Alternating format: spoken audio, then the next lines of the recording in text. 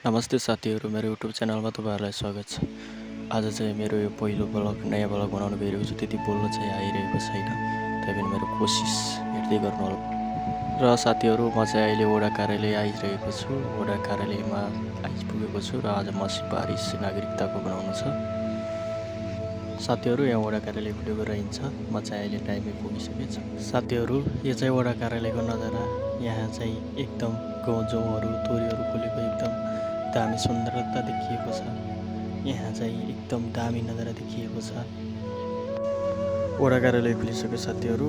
अब चाहिँ म यहाँभित्र गएर केही कुराकानीहरू बुझ्नेछु र गेट पनि खुलिसकेको छ। यो चाहिँ वडा कार्यालय भवन। यहाँ चाहिँ अब के निर्णय हुन्छ।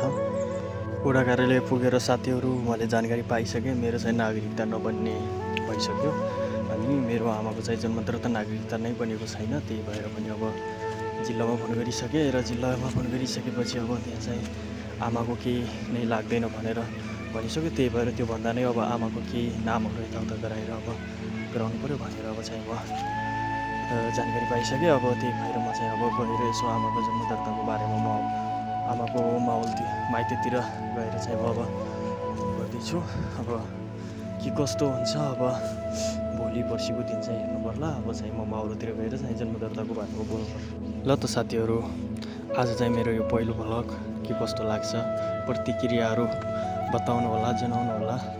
राम्रो लाग्यो भने कमेन्टमा टिप्पणी गर्नु होला। आजलाई चाहिँ मेरो यो सुरुवात पहिलो भ्लग के कस्तो छ हेरिदिनु होला। राम्रो लाग्यो भने लाइक, कमेन्ट, सब्सक्राइब गरेर नभुल्नु होला मेरो युट्युब च्यानलमा। है त साथीहरू, आजलाई चाहिँ यति नै। अब फेरि पनि मिलौँला नेक्स्ट भ्लगमा। यति नै बोल्न चाहन्छु। ओके साथीहरू।